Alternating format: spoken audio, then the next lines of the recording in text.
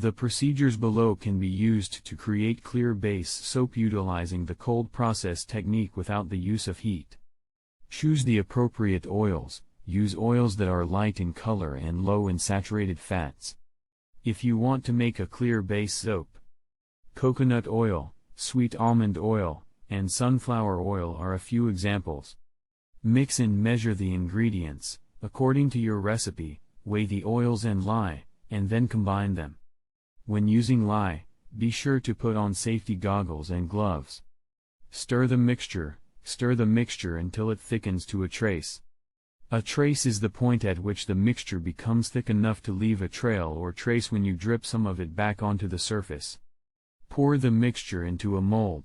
Immediately after the mixture reaches trace, pour it into a mold.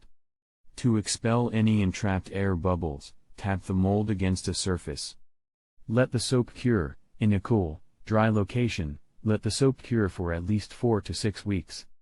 When the lye and oils have had time to thoroughly react, the soap will harden and become safe to use. Cut and store. Once the soap has fully cured, cut it into bars and store them in a dry place. Tips: to create a clear soap, it's important to avoid adding any ingredients that could cloud the mixture, such as milk, fragrance oils, or colorants. You can use a water discount to speed up the curing process and reduce the chance of your soap sweating.